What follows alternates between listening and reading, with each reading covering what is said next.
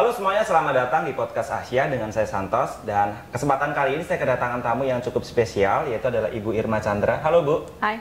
Nah, kesempatan kali ini saya mau ngebahas tentang bagaimana sih kondisi properti saat ini dan ada info baru apa lagi sih yang ada di Asia. So, tonton video ini sampai habis.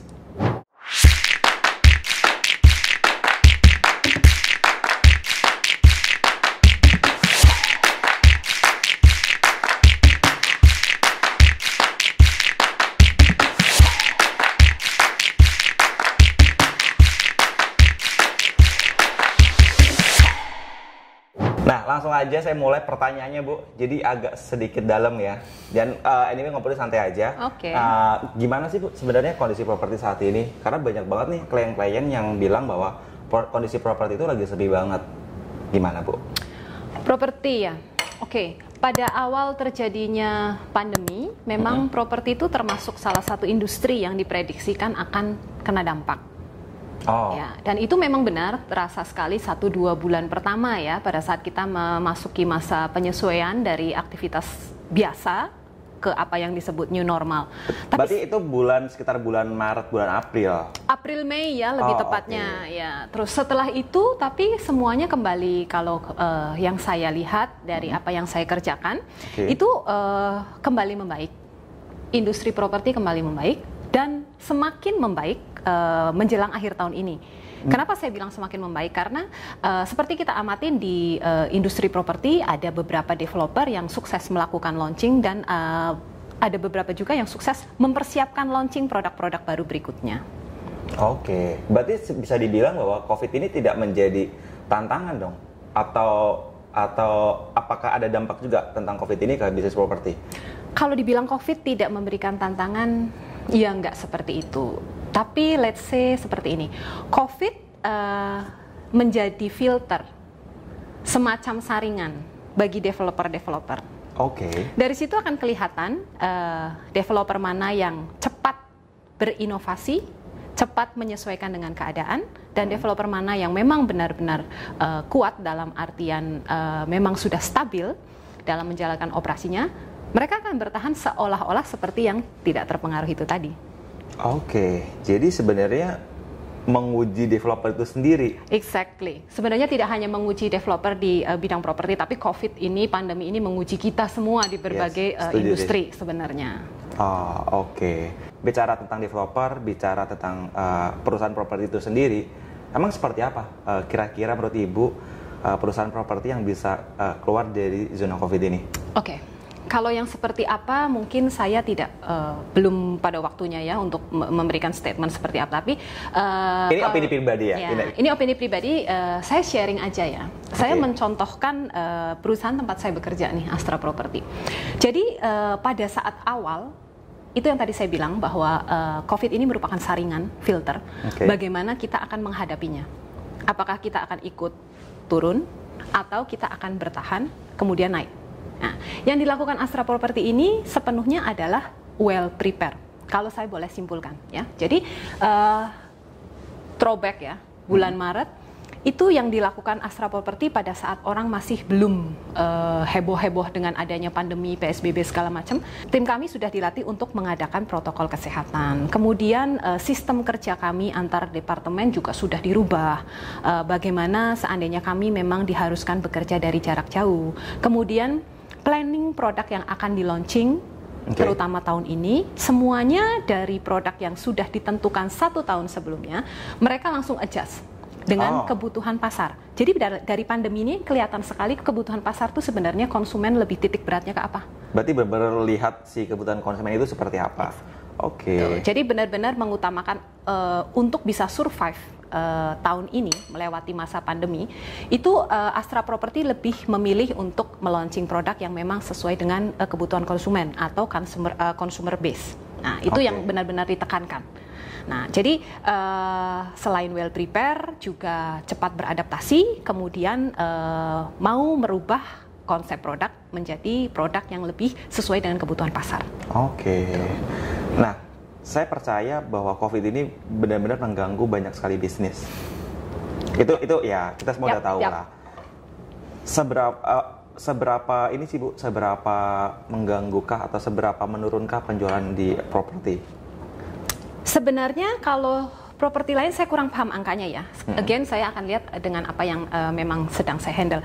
Untuk Astra Property sendiri dibandingkan dengan keadaan yang sama bulan yang sama tahun sebelumnya, keseluruhan Astra Property itu hanya turun 16%. Oh oke dong, harusnya dong. Ya. Banyak sekali yang bahkan developer yang sampai banting-banting harga. Yes. Ya menurutku itu nggak oke ya. Mereka sampai banting-banting harga supaya ngejar revenue, dan bahkan Astra cuma turun 16%. Ya.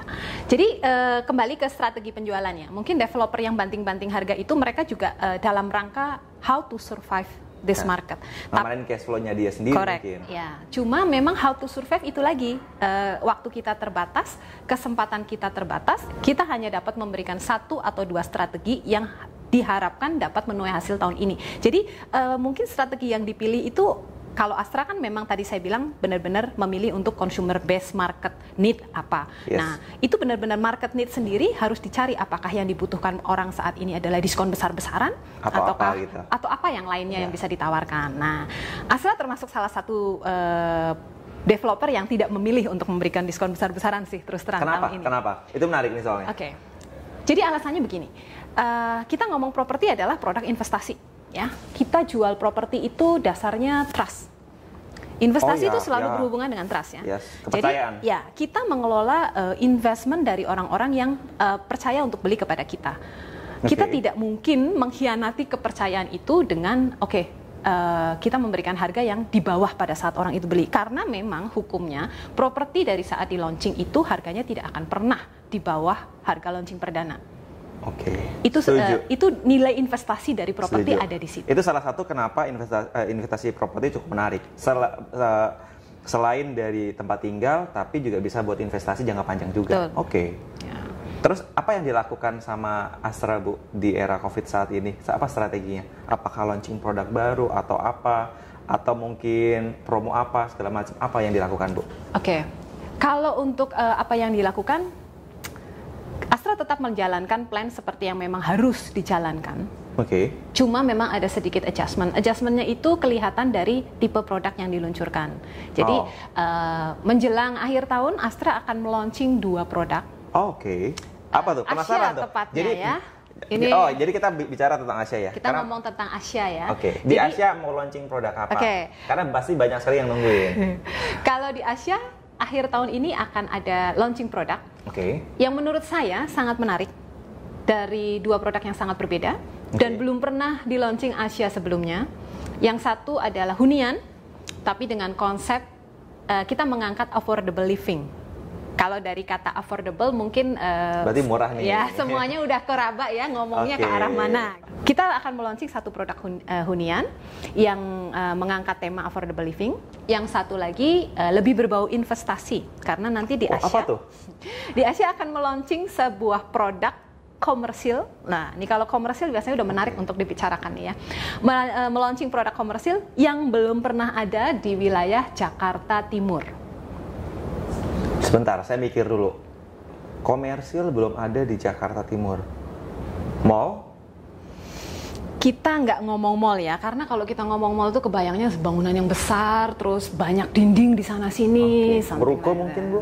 Ruko bisa jadi dibilang ruko, tapi bukan ruko juga. Berarti masih menjadi misteri. Jadi buat kalian semua yang penasaran, tungguin aja produk terbaru dari Asia. Oke, saya mau ngobrol tentang New Affordable Living. Apa yang dimaksud itu Bu? Jadi New Affordable Living itu kita di Asia bentuknya kita akan melaunching produk baru namanya produk Sentarum. Cluster Sentarum, di mana di situ akan tersedia tipe yang bisa dibeli oleh keluarga muda. Wah, saya bisa beli nih. Betul. Jadi target marketnya memang newlywed. Yang memang menghargai the value of living, karena kita tahu kan kalau di Asia itu kalau ketika orang beli rumah di Asia, dia tidak hanya membeli bangunan. Itu bedanya. Jadi kalau orang membeli rumah untuk tinggal dan dia memilih Asia, dia membeli konsep. Seperti kita tahu kan di Asia kan agak beda ya untuk dibanding developer yang lain. Kita lihat pertama masuk di situ langsung ada danau. di mana sirkulasi udaranya masih bagus sekali.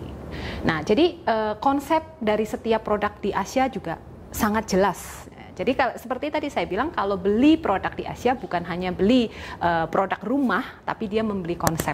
Oke. Nah, jadi kita menawarkan kepada keluarga muda, newlywed, sebuah produk yang memungkinkan mereka untuk membina keluarga, memulai hidup di suatu tempat yang benar-benar value your life, menghargai hidup kalian. Oke. Wah, menarik nih.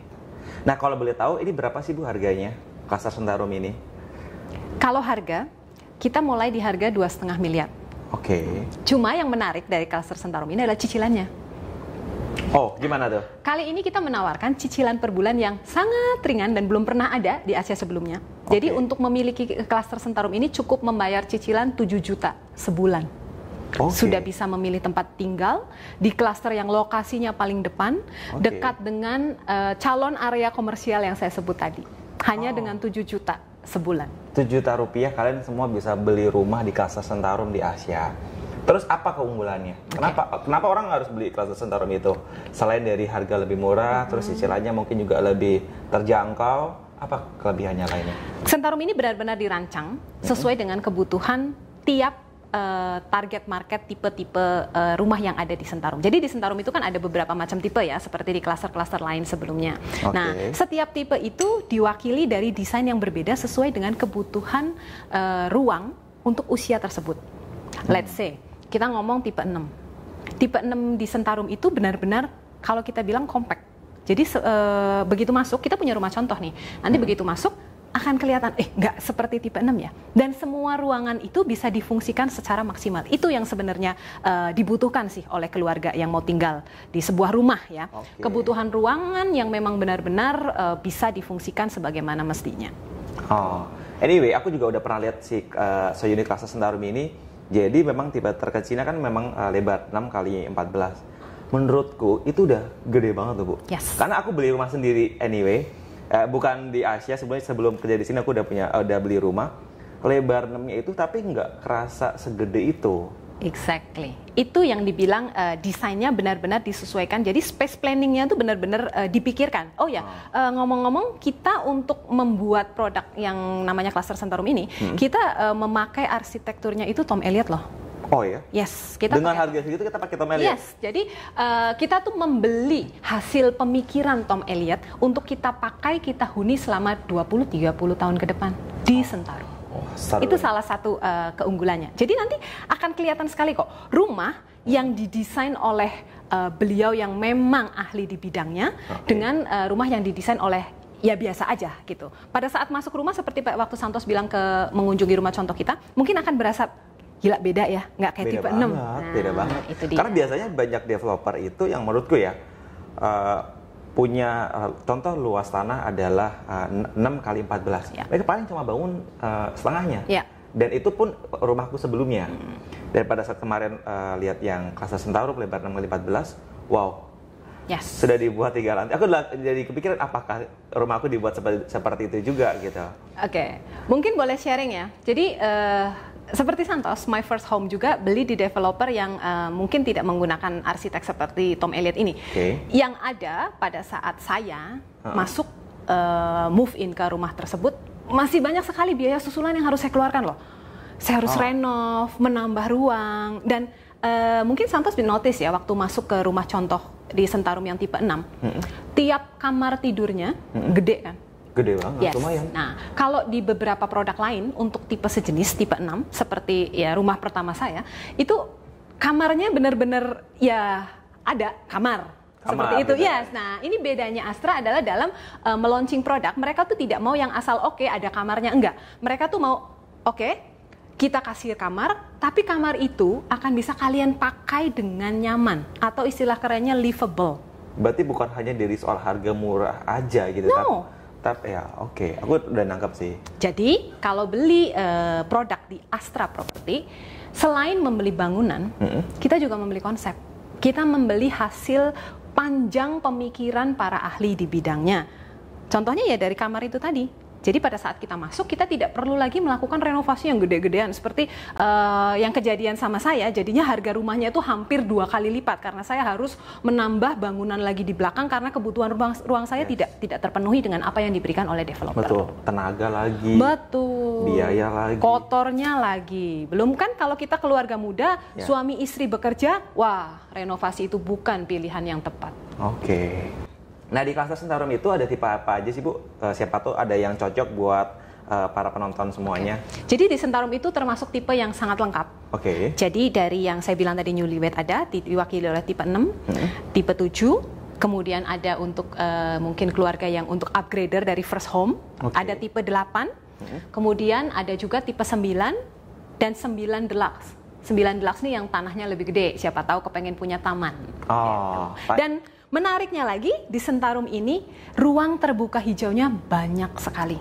Jadi bisa dibayangkan kan, dalam satu klaster banyak sekali area hijau yang nantinya bisa dinikmati kalau sore atau pagi pada saat kita beraktivitas di sekitar rumah kita. Oh, oke. Jadi menarik sekali ya klaster Centarum. Menarik sekali. Saya juga cukup kaget juga bahwa Astra bisa pede sekali dan bisa komitmen mau keluarin produk di masa pandemik seperti ini. Dan gimana hasilnya? Nah, ini sudah dipasarkan atau belum anyway? Ya, ini kita syuting tanggal Kita syuting tanggal 19. Sudah dipasarkan atau belum? Kalau ada orang yang mau beli itu seperti apa? Oke. Kebetulan saat ini untuk Centarum kita lagi dalam pre-launching, jadi tahap pengumpulan interest atau minat, jadi dalam bentuk NUP dan terus terang NUP-nya di luar dugaan kita sih, ya walaupun tidak sampai ribuan, tapi untuk jumlah unit yang ditawarkan saat ini kami sudah hampir 2 kali lipat untuk peminatnya. Oke. Ya, untuk dibilang untuk dibilang sebagai developer yang meluncing produk di masa pandemi, apalagi di akhir tahun, menurut kami sih, kami optimis ini hasilnya akan sukses ya untuk Centarum. Oke, karena ya mungkin banyak developer di luar sana yang launching produk, tapi mungkin harganya nggak seperti Asia. Yes. Jadi again, kita meluncing produk kelas premium dan peminatnya ternyata masih banyak. Okay. So the market is still there. Jadi buat kalian semua yang memang lagi cari rumah dan takut kalau properti lagi sepi, ternyata enggak loh. Wah. Nah, berarti dari obrolan tadi yang aku tangkap adalah di era COVID seperti ini justru malah memfilter para developer properti khususnya, gimana mereka bisa survive atau enggak, gimana mereka bisa menyiapkan produk atau tidak. Yes. Menurut Ibu, nanti ini sekalian jadi tips juga buat para pembeli yang memang lagi cari rumah. Tipsnya apa cari rumah di era kondisi COVID seperti ini, Bu? Oke. Kalau tips untuk membeli rumah, pertama pasti lokasi ya. Oke. Lokasinya, kemudian pembangunan infrastruktur di sekitar lokasi. Oh, justru infrastruktur? Yes, karena kalau ngomong produk properti, tambah satu akses atau infrastruktur transportasi, harganya pasti naik. Kita ngomong dari sisi investasi dulu ya. Nah, dengan adanya penambahan fasilitas, infrastruktur, transportasi, selain investasi naik, kenyamanan juga naik dong pasti. Betul. Iya, karena sudah bukan rahasia lagi kalau kita tuh paling malas bermacet-macet, betul? Yes, betul. Exactly. Karena Jakarta itu selalu mempunyai pertanyaan dan punya problem macet, malas. Yes, betul. Itulah kenapa lokasi dan akses menjadi poin penting pertama untuk menentukan di mana akan membeli atau berinvestasi properti. Selain lokasi dan akses, hal kedua yang perlu diperhatikan sebelum membeli properti adalah produk tersebut dibangun oleh siapa. Jadi siapa developernya? Itu penting loh untuk menentukan langkah pertama akan membeli produk properti. Setuju banget Bu, karena segimanapun, sebagus apapun konsepnya, kalau nanti tidak dibangun dengan perfect, dengan sempurna juga akan percuma juga ya. Kalau menurut Ibu, developer yang bagus itu seperti apa? Menurut saya, bagaimana memilih developer yang bagus adalah satu, lihat dulu reputasinya. Jadi developer yang bagus itu biasanya akan memiliki reputasi yang sudah cukup diakui. Track record lah ya. Track record, betul. Terus yang kedua, jangan lupa dilihat juga kekuatan finansial developer tersebut. Ini ada hubungannya dengan poin ketiga nanti ya. Jadi kekuatan finansial developer yang dipilih itu juga harus cukup stabil, cukup kuat. Untuk yang nomor 3, dia dapat mendeliver produk yang dijanjikan ke kita. Karena kan kita tahu yang namanya industri properti itu diawali dengan menjual mimpi, menjual konsep. Ya, karena kebanyakan rumahnya belum ada. Betul, bisa dibilang awal jualan properti adalah jualan gambar, ya kan? Nah, ini baru bisa terlihat bagaimana developer itu baik atau tidak pada saat dia menyerah terimakan unitnya, mundur apa enggak, sesuai dengan janjinya atau tidak. Kemudian pembangunan lingkungan keseluruhannya dari developer itu sambil berjalan atau hanya membangun klasternya saja, dalam artian atau hanya membangun rumah yang dijual saja. Itu juga perlu diperhatikan karena kita membeli properti seperti yang tadi di awal kita bahas, itu adalah suatu barang yang akan digunakan paling cepat 10 tahun. 10, 20, 30 tahun ke depan. Jadi kita memutuskan untuk membeli sesuatu yang akan kita pakai jangka panjang. Jadi pertimbangannya banyak nih kalau mau beli properti. Jadi nggak cuma tertarik dengan diskon yang diberikan pada suatu masa tertentu atau promo-promo tertentu, tapi benar-benar harus lebih mendalam lagi, dilihat yang paling penting adalah siapa developernya. Karena untuk jangka waktu yang cukup panjang. Betul. Nggak cuma beli 1 tahun, 2 tahun dipakai, habis itu jual lagi. Yes. Enggak. Oke. Bisa dibilang beli properti itu sama dengan membeli komitmen. Interesting banget obrolan kita hari ini. Kalau kita lanjutin sampai besok, kayaknya nggak akan ada habisnya. Bisa sampai besok ini. Betul. Jadi buat kalian semua yang penasaran di Klaster Centarum, saya rangkum sedikit tadi bahwa tipenya mulai dari lebar 6 dengan harganya mulai dari 2,5 miliar. Jadi buat kalian semua yang penasaran tentang apa sih Klaster Centarum, gimana sih bagusnya, kalian bisa langsung datang ke Asia Marketing Gallery. Yes. Kalian bisa hubungi nanti nomor di bawah ini. Kalian bisa akses juga webnya. Nanti akan ada tipe-tipe rumahnya dan ada promonya. Dan buat kalian semua yang memang mau datang aja ke Asia Marketing Gallery. Nanti akan dibantu oleh tim marketing terbaik kami. Jadi saya kira itu aja untuk obrolan kita hari ini. Terima kasih sekali Bu Irma sudah meluangkan waktunya. Sama-sama. Dan buat kalian semua yang belum subscribe di channel YouTube Asia, jangan lupa di subscribe karena banyak sekali video-video yang menarik di video berikutnya. Jadi saya Santos. Dan saya Irma. Terima kasih sudah menonton sampai habis dan sampai ketemu di video kami selanjutnya.